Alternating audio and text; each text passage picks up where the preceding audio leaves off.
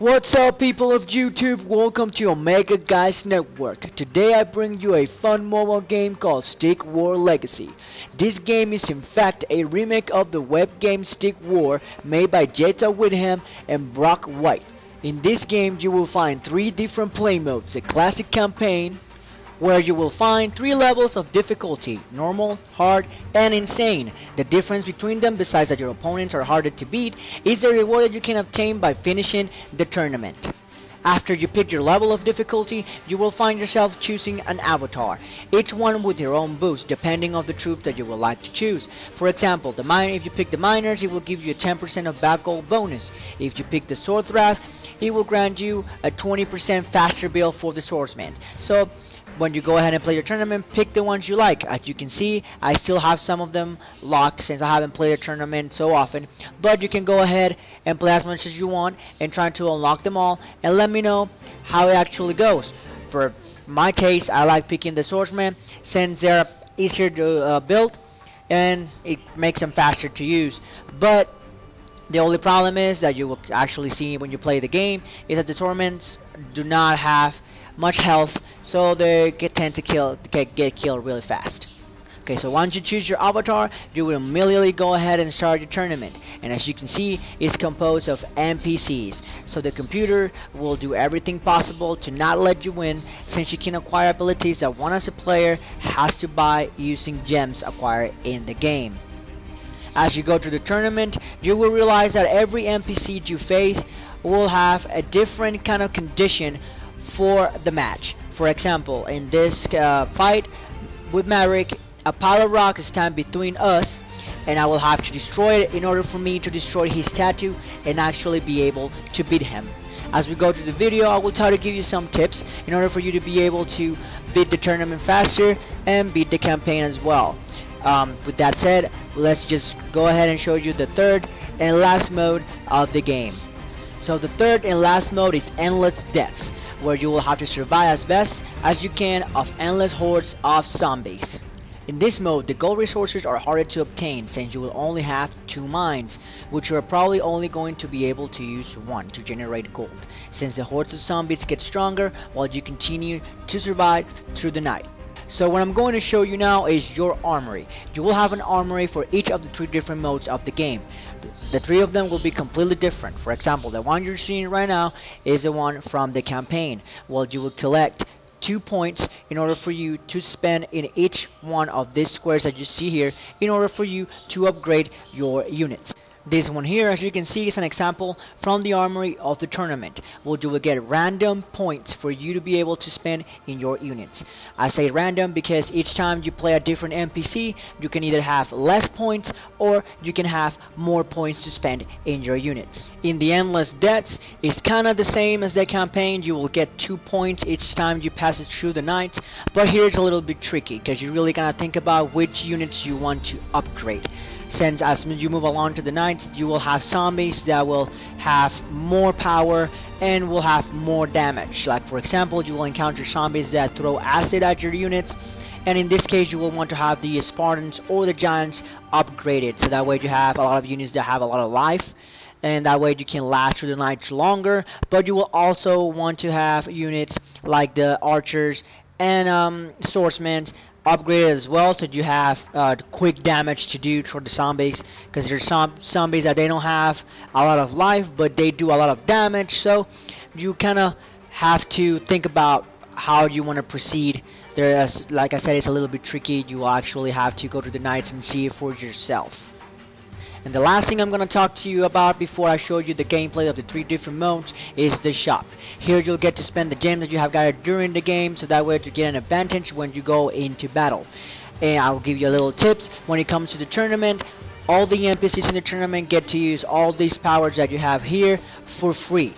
It will cost you gems, so I will suggest you that you don't spend them while you go in the campaign, that you will only spend them during Endless Deaths or the tournament, so that way you can actually have those advantages as well that the computer already has integrated.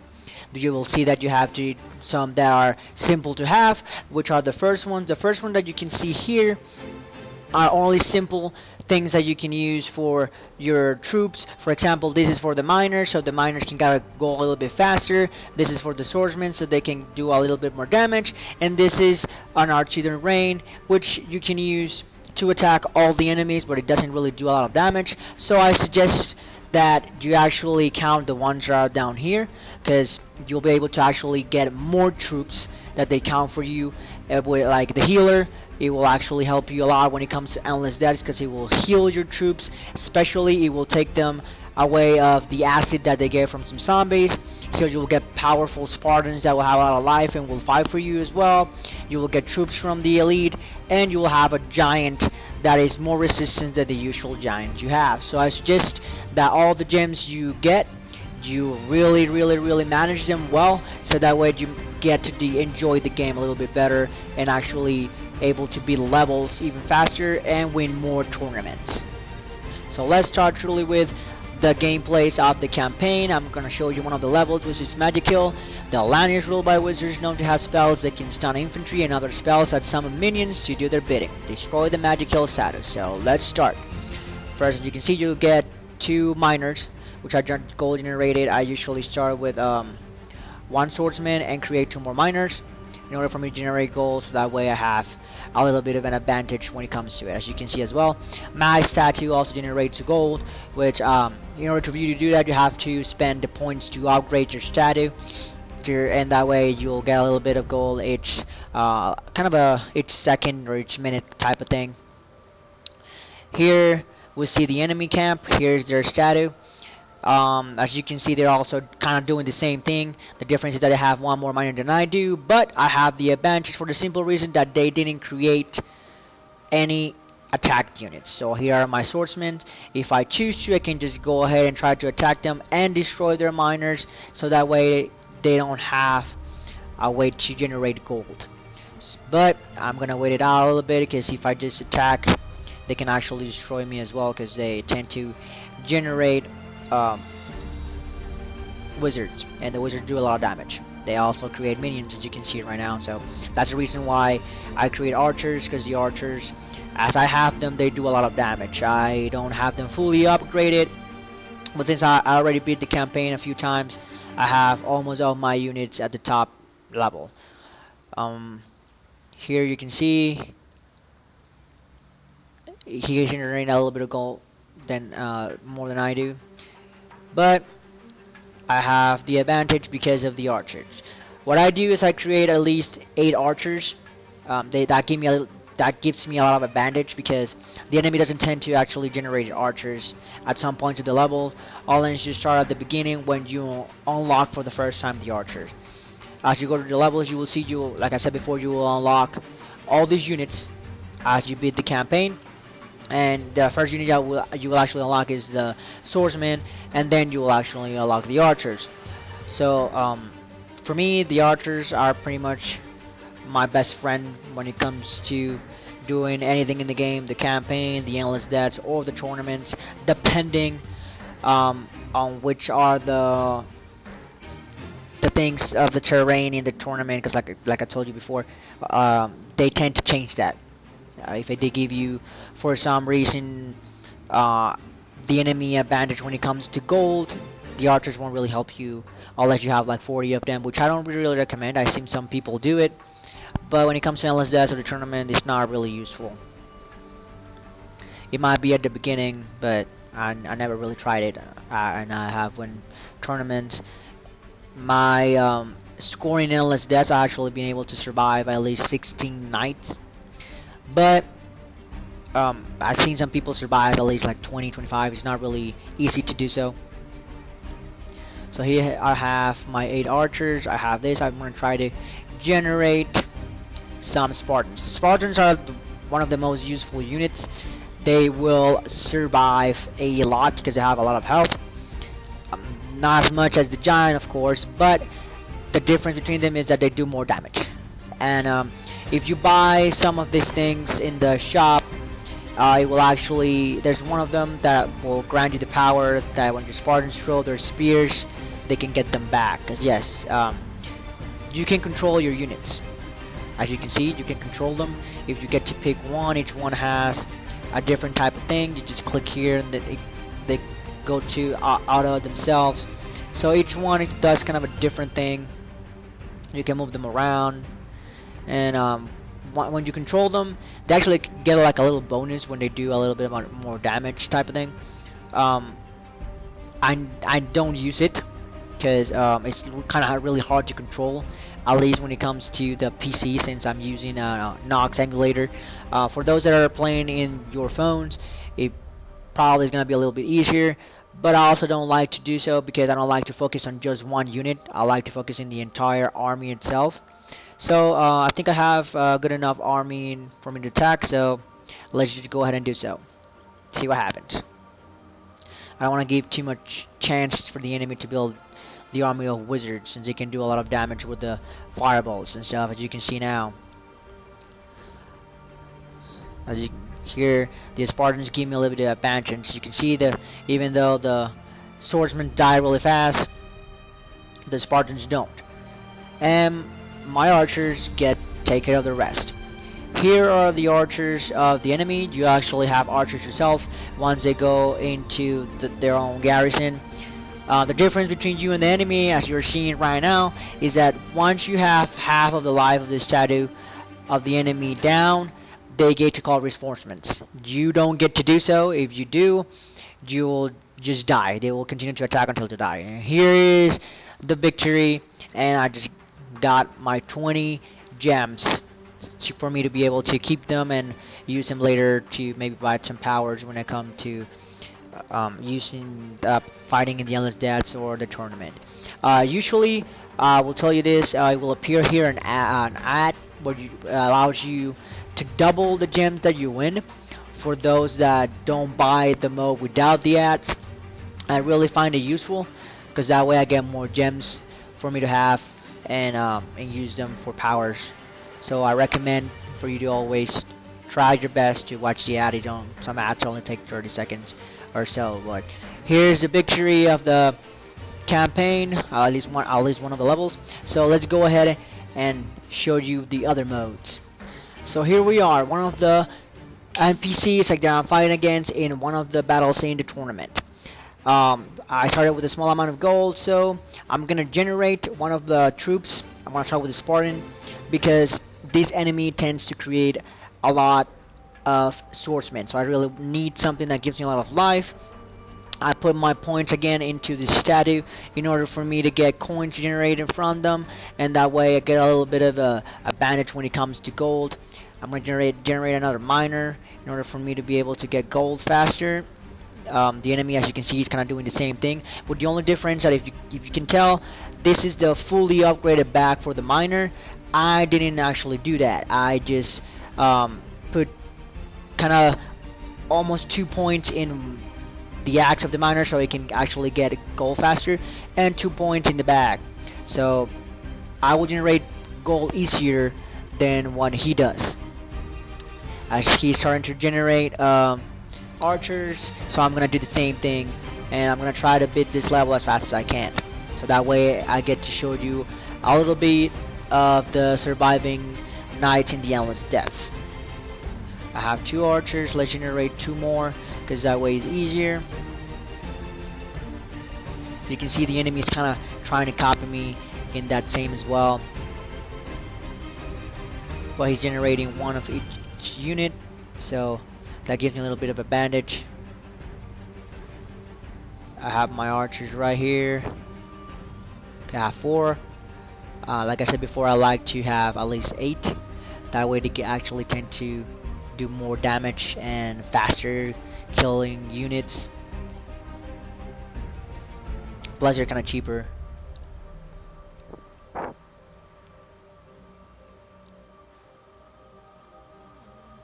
Let's see what happens. The enemy just tried to attack. I have a little bit of advantage because I spent some points in my Spartans.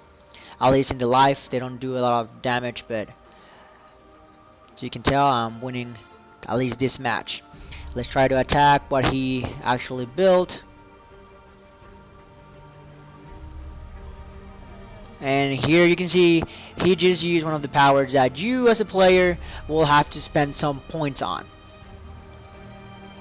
That kill 2 of my archers, which is sucks. But here I can be able to generate more. So here more Spartans, so that way I have more life. Here generate the other 2 that got killed from my unit. And as you can see, the enemy is gonna control the Spartan he created. I actually need to generate more gold, otherwise the enemy will crush me. Create another one.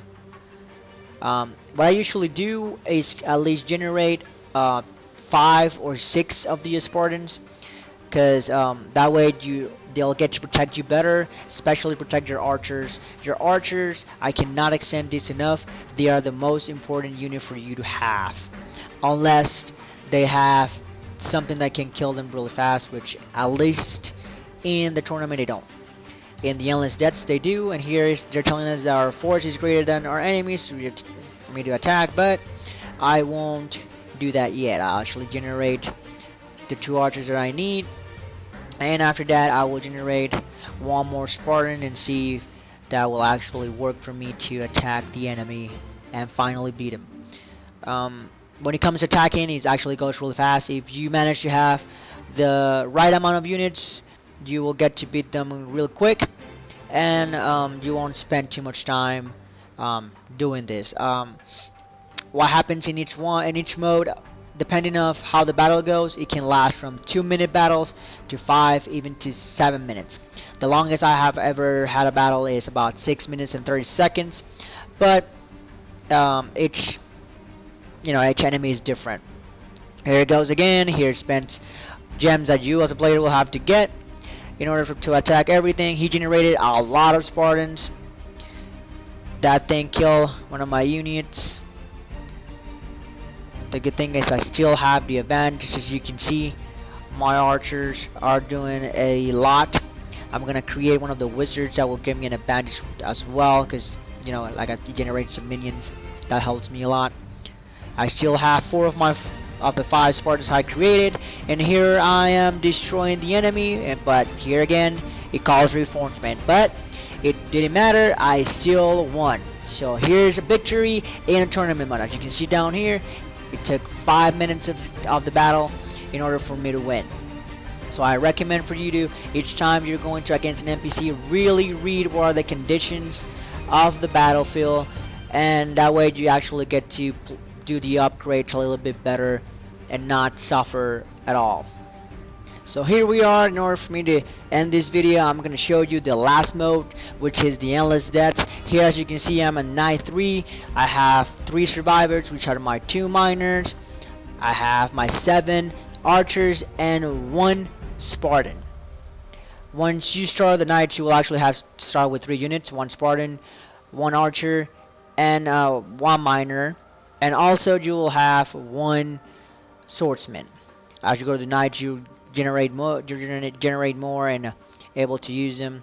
Here, as you can see in the battlefield, you have only 2 gold mines, which, as I will tell you, in reality you will only get to use 1, because this one is too far away and the zombies will get to you fast. Here are some of the zombies. The ones that are down here you actually don't have to worry about, neither the ones that are walking slow. You'll have to start worrying about once you get like a Knight 6, the zombies that spit acid. So here my archers take care of the zombies real quick. I already have 8. That's the reason why I tell you the archers are the most important ones in the game. At least in here when it comes to the first 12 nights, because later on you'll actually want to have a lot of Spartans. This Spartan is the one that I started with at Night 1. He's the one that everybody will start with at Night 1. He's still alive, so that will count for something. Here I will let me generate 1 more. Endless Deaths at the beginning is really easy. You only have to hold on. You only have to survive. You don't only get to protect this tattoo. You don't get to attack anywhere because you can't attack the cemetery for some reason. But that way it makes it a little bit easier. You just have to generate units, open units until the sunrise comes. And if you get to kill, if you actually kill the zombies faster, the day goes by faster. So that helps a lot too. You get to use the gems here as well. So I suggested you for you to have. And here we are in the finish. Like I said, the nights go by really fast. You'll get your 20 points. Here it shows you how many ones you kill and how many you went through. One of the things I wanted to show you is that during the endless deaths, when you go to the pause button that was you saw during the game on the right upper corner, it actually allows you to save where you are left off. So if you don't feel like really spending all the time playing the nights, and like, since they are really infinity, I don't really know how many nights they are.